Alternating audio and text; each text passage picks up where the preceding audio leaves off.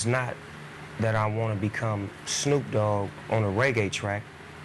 I want to bury Snoop Dogg and become Snoop Lion. We once worked together a long time ago. They're not friends now. They don't like each other. And yeah, 50 has taken every shot, especially when Diddy has been down. It's like watching a man who's always been untouchable suddenly realize the walls can touch him back.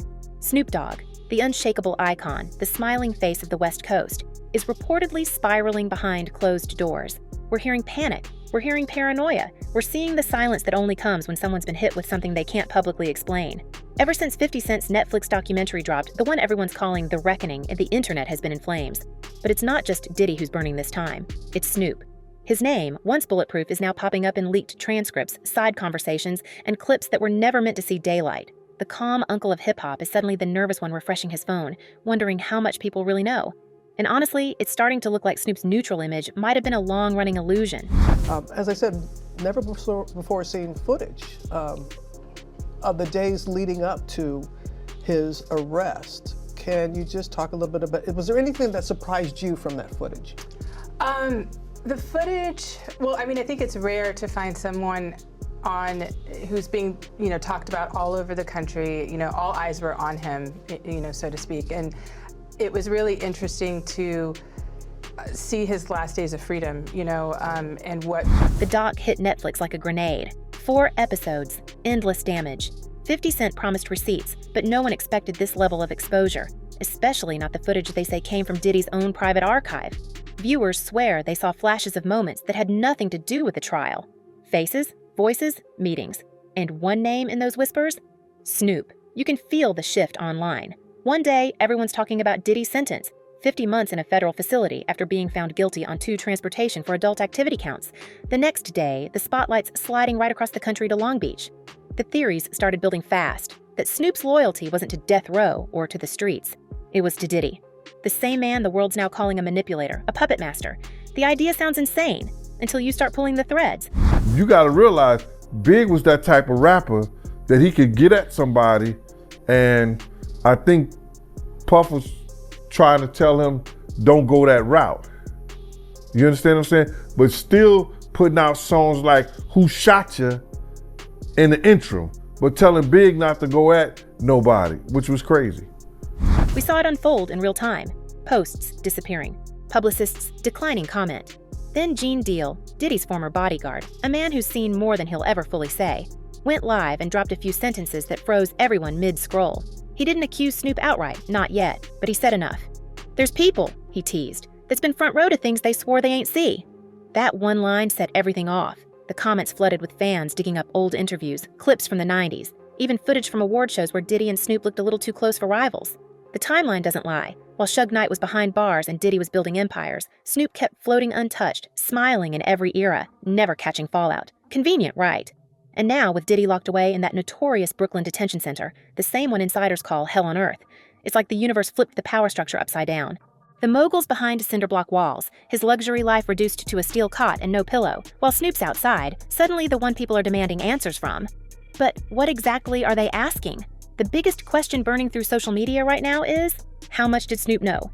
People close to the situation claim that the footage 50 Cent's team used includes moments from the days leading up to Diddy's arrest. Raw clips showing meetings, private calls, even visitors. And somewhere in those hours of unseen tape, sources swear Snoop's name comes up more than once. The internet's not sure what's worse, if it's true, or if Snoop's silence means it might be. It doesn't help that Snoop hasn't said much since the doc dropped. A few cryptic posts, some old clips reshared like nothing's wrong, but no real statement.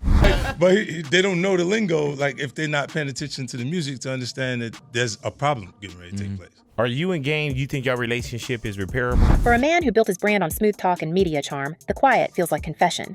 The panic behind the scenes, the canceled appearances. People notice that stuff. And in this business, silence isn't strategy, it's smoke. Meanwhile, Gene Deal's back on podcasts, hinting that Snoop wasn't just in the orbit. He might have been part of the system. Everybody wanted to be close to Puff, he said, almost like a warning. Some of them still are. When you hear that in the context of a man who just testified in a federal case involving freak-off parties, private recordings, and hidden drives, it stops being casual gossip. It sounds like coded truth.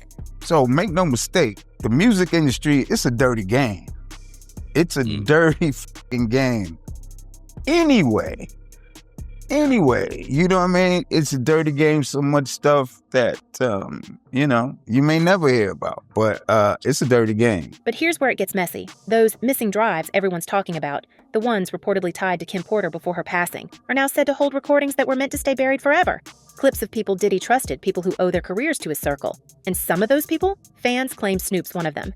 The theory goes that those drives were moved, copied, or even sold before federal agents raided Diddy's homes in Miami and LA. The timing's suspicious. Files disappearing just days before the March 2025 raids, right as 50 Cent was assembling his dock crew. You start connecting the dots, and it paints a picture of someone cleaning up ahead of the storm, someone who knew the wind was about to change direction. That boy life is dangerous. His life isn't, and he's just not dangerous with the they said he was doing, but he's in danger. He knows too much. Snoop's history with Diddy has always been brushed off as industry friendliness, but it's starting to feel more like a long game. Think about it. Back when Diddy and Suge were at each other's throats, Snoop was suddenly seen dapping up Diddy at awards shows, popping up at bad boy parties, and talking about peace and hip-hop. It sounded noble at the time. Now, it sounds like positioning. Suge Knight's been screaming from prison for years that Snoop played both sides, and until now, no one cared to listen. But once 50 Cent's documentary aired and Gene Deal started filling in blanks, those old interviews suddenly looked prophetic. The way Suge described it, Snoop's alliance flipped the moment Shakur started calling him out, right before that infamous Vegas night. And if you ask the streets, they've never stopped wondering why Snoop walked away untouched when everyone else fell. Then came the wildest accusation yet, Suge claiming from prison that Snoop tried to bail out Keefe D, the man currently accused of orchestrating Shakur's shooting. He said Snoop was worried about what the guy might say. That alone sent shockwaves through the culture. What would Snoop have to worry about? Suge said it straight. They've been having people trying to bail the guy out because he's talking too much. Whether you believe Suge or not, that line echoes across decades of suspicion. Diddy's name has always been attached to conspiracy theories about that night in Vegas, and Keefe D himself claimed Diddy once put money on Shakur and Suge's heads. If Snoop was ever tied into that chain, even by association, that's enough to collapse the myth of his innocence overnight. And the internet's noticing the pattern. How every time Diddy gets dragged deeper into scandal, Snoop somehow stays standing right beside the wreckage, untouched, grinning and rebranding. And Diddy claimed that somebody held a knife to his throat. He woke up and this guy basically had him and he had the knife, and Diddy was at this person's mercy. Now, it's unclear what exactly happened from there. Was there a guard that came in? Did Diddy somehow fight this person off? Well, seems unlikely that happened. Or did the person just leave? Bottom line, this guy, at least according to people close to Diddy and Diddy himself, could have hurt him badly or even taken his life. He bought Death Row Records in 2022, the same label that nearly destroyed him back in the day, as if reclaiming his past was a clean victory. But now that movie looks more like insurance, controlling the narrative, controlling the archives, maybe even controlling what never gets out. Because what happens if the footage 50 Cent's people got wasn't the only footage that changed hands? The whispers say there's more. Drives, tapes, private videos traded like currency across the industry. And every one of them could connect another name to Diddy's empire of control. The tone shifted completely after Diddy's conviction. He's now sitting in a cold Brooklyn cell, denied bail, staring at white walls instead of luxury chandeliers. The FBI says he's there because no conditions could guarantee witness safety. Translation: too many people still scared of what he could do if he got out. But with him locked up, the protection bubble around his old circle is evaporating. People who used to brag about knowing Puff since the 90s are suddenly ghosting calls.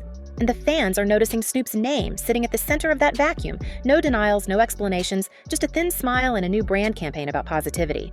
It's like watching someone perform calm while the floorboards creak beneath their feet. Every day since the Netflix release, there's been a new drop of supposed behind-the-scenes info. Reddit threads, anonymous industry emails, blind items about phone calls and favors. One leak claimed that an early cut of the documentary contained a full conversation between Diddy and Snoop from 2021, recorded in a studio in LA, but was pulled for legal reasons. Another insider says there's footage from the night of Kim Porter's memorial, showing people leaving Diddy's mansion with hard drives. None of it's confirmed, of course, but that's how modern scandal spreads. Not through truth, but through the quiet panic of maybe. And right now, Snoop's maybe looks louder than anyone else's. It was surprising that he actually filmed it. Yeah, and I want to ask about that, because how did you go about getting the footage? And do you know the intent of the videographer, why he or this person took the footage? She's a journalist, right? Yeah. So she's not going to reveal her sources, so you don't have to reveal that. Yeah. Meanwhile, 50 Cent's been playing the internet like a violin, posting smirks, half-cryptic captions, even joking about a part 2 that could drop next year. Every time he does, Snoop's name trends again, even when 50 never says it. It's become a digital manhunt. Every clip, every blurry frame frozen and analyzed like it's evidence. And the irony? For years, Snoop positioned himself as the peacekeeper, the man who outlasted all the chaos. But now, it's his calmness that feels eerie, like a mask cracking under too much pressure. You can tell when a person's running out of room. Fans who grew up idolizing him are split. Half think it's a smear campaign. The other half swear this is what happens when old secrets rot their way to the surface. It doesn't help that every time someone asks Snoop directly about Diddy or the Vegas years, he either laughs it off or changes the subject. We've seen this movie too many times. Denial, deflection, disappearance. But what if this one's different? What if this isn't just guilt by association, but something deeper? Something that's been hidden in plain sight for 30 years. And now the whispers are starting to sound like warnings. Former insiders saying the real story's bigger than one man's trial. That Diddy's fall might have just opened a door the whole industry hoped would stay shut. Because if Snoop's loyalty was never to death row, if he's been tied to Diddy's empire longer than anyone realized, then maybe the question isn't what he's hiding now. We go straight back to the noise of the 90s, where everything was loud. The clothes, the beats, the gunfire, the betrayal. The air around Death Row Records was thick with fear and glory, and Snoop Dogg was standing right in the middle of it, playing both savior and survivor. Suge Knight had built a kingdom out of chaos, and Shakur was his crown jewel. But behind the cameras, behind the interviews and the flashy cars, cracks were forming in the loyalty that held Death Row together. And when Snoop started taking calls from the other coast, from Sean Puffy Combs and his bad boy camp, that's when the story starts to rot. Suge Knight has told the same story from behind bars more than once, that he saw it happen in real time. If you look at it, they committed fraud. They committed bankruptcy fraud. I didn't lose my company by doing anything wrong. Shakur, furious at Snoop for going on radio and saying he'd work with Biggie and Puffy, tried to confront him at a hotel in New York. Suge said Shakur was ready to fight, that the air between them had turned from brotherhood to disgust. The next day, Snoop wouldn't even get on the same plane home. That was September 1996. 3 days later, Shakur was gone, and the silence that followed built a myth so thick it could swallow a man's reputation whole. The world thought Snoop was grieving. Suge swore he was hiding. We've all seen the photos. Snoop at the VMAS, hugging Puffy like nothing ever happened. The same Puffy who had just lost Biggie in a hail of bullets, the same Puffy who'd been dissed on every stage of the West Coast. Overnight, Snoop was no longer the soldier of death row, but the smiling diplomat of unity. And maybe that was the beginning of the protection. Suge's version of the story is simpler, that Snoop wasn't switching sides, he was revealing the one he'd been on all along. When he says Snoop was working with Puffy, people laugh it off as bitterness. But then you remember that Suge was there when the blood was still wet on the pavement. Are you surprised to know that this is where Diddy's life has ended up at the moment? Am I surprised at that? Are you surprised that he's currently sitting in a prison? No. Fast forward to now, and the accusations sound less like grudges and more like delayed confessions. Suge went on record again this year, claiming Snoop tried to bail out Dwayne Keefe D. Davis, the man accused of orchestrating Shakur's ambush. He said Snoop was worried about what Keefe was saying behind closed doors. According to Suge, they've been having people trying to bail the guy out because he's talking too much. That line hit the culture like a flashbang. Keefe D. was the one who publicly claimed Puffy ordered the hit that took Shakur's life. So why would Snoop want him free? The math doesn't add up unless the debt runs deep. We dug through the archives, the old interviews, and what's unsettling is how often Snoop's version of the past keeps changing. In the early 2000s, he swore he was on good terms with Shakur before the shooting. By 2015, he was calling Shakur a brother I didn't understand. But in 2026, with Diddy sitting in a Brooklyn cell, that selective memory feels strategic. The same Snoop who once called Suge family is now telling fans Suge's a liar, mad because Snoop owns Death Row. The power play looks clean on paper, a full-circle business move. But to those who remember the original Death Row, it looks more like reclamation through silence. Owning the label means owning the archives, and those archives might be the last place the truth still lives. We know some of the big names. I'm just curious if you have any names. You don't seem like somebody... Well, for number one was Clyde Davis. Gene Deal, the ex-bodyguard who's been talking nonstop since Diddy's verdict, keeps circling back to one point. Snoop knew. He doesn't say what Snoop knew exactly, but the implication lingers, that he saw things, heard things, maybe even helped bury things. When Deal talks, he sounds like a man trying to balance justice with fear. He keeps reminding listeners that Puff wasn't the only one running the game, that people you think are clean had their hands in everything. For years, those warnings sounded like paranoia. Now they sound like puzzle pieces. The strange part is how the timelines keep syncing. When Diddy's homes were raided in March 2025, certain digital drives were already missing. When the Netflix team started cutting The Reckoning, insiders whispered about off-limit footage, including calls and meetings no one wanted in the final version. Around that same time, Snoop was seen tightening his circle, firing long-term staff, deleting old posts that mentioned Diddy. It's almost as if he knew what was coming and was already scrubbing the fingerprints. Maybe that's why every time someone mentions Diddy's criminal enterprise, Snoop's lawyers start appearing in comment sections reminding people he's never been charged. No one said he was. They just said he was there. The deeper we look, the more the timeline feels cursed. After Shakur's passing, Snoop jumped from death row's chaos into the open arms of Master P, then glided back into the mainstream like a man reborn. Yet even in that transformation, he never stopped hovering around the same rooms Diddy controlled. C-Rock parties, charity galas, industry events where the same powerful figures kept the same secrets. Diddy was the king of filmed confessions, always surrounded by cameras, always chronicling his empire. And what if those tapes weren't just ego projects? What if they were leverage? The kind of leverage that could keep a friend loyal for 3 decades. That theory isn't just ours. Industry veterans have started whispering that some of those missing drives include footage from the mid-90s, private moments involving artists who thought the cameras were off. If that's true, it would explain how certain people stayed untouchable no matter what chaos erupted around them. Diddy goes down, and the silence of his old circle starts to sound like a countdown. Snoop's calm image feels more fragile by the day, especially when even Suge Knight, who's made enemies out of everyone, is doubling down on his story. When he calls Snoop the man who switched sides before the smoke cleared, it no longer sounds like an exaggeration. Meanwhile, Diddy's reality inside that Brooklyn detention center is nothing short of poetic justice. The mogul who once bragged about running the world now wakes up on a steel bed in a cell smaller than his old walk-in closet. Former friends have vanished, and those who once depended on his protection are the first to pretend they never knew him. But the streets remember, the fans remember, and every night another old clip resurfaces. Snoop and Puffy laughing at an awards show, sharing a stage, trading compliments like nothing was wrong. When you play those clips now, it's impossible not to feel the weight behind the smiles. Even Snoop's recent tributes feel off. When Young Noble from the Outlaws passed last year, Snoop posted condolences that felt heavy with guilt. Maybe it's just grief. Or maybe he knows that the circle of people who could tell the real story of Shakur's last days keeps getting smaller. Every time one of them disappears, a little more light fades with them. The only ones left are the ones who can rewrite history. And right now, Snoop's pen is moving faster than ever. It's worth remembering that Diddy's own fall began the same way, with whispers, with women coming forward, with a past he thought he'd buried under fame. Nobody believed it at first. Then came the lawsuits, the raids, the trial, the guilty verdicts.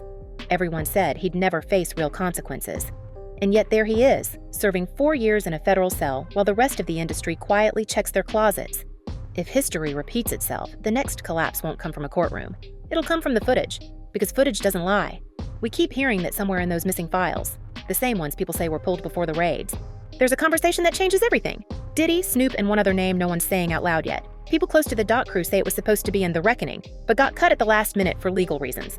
If that clip ever leaks, it won't just rewrite the story of Shakur's end. It'll rewrite the legacy of 2 empires that built hip-hop and destroyed it at the same time. The man put a lot of shit out there himself. So whether it's true or it's a lie, he got to answer for that. And whatever his explanation is, we're going to see. But he said this. And that's where the tension sits tonight. Diddy behind bars, his empire bleeding out. Snoop's still free, still posting, but the calm looks staged. Suge's calling in from prison every other week, saying he warned everyone. Gene Deal's pacing in front of microphones, repeating that Snoop always knew. And somewhere out there, maybe in a lawyer's vault, maybe in an editor's folder, the missing truth waits to detonate. We can feel it coming. The clicks are building, the comments are turning from disbelief to obsession. Every decade, this story finds new life. But this time, the past isn't staying buried. If the footage surfaces, if the voices match, if the rumors about who paid who ever solidify into proof, then Snoop's entire legacy could crumble overnight. So here's the question we can't stop asking. Was Snoop Dogg ever the peacemaker he sold us, or was he Diddy's insurance policy all along?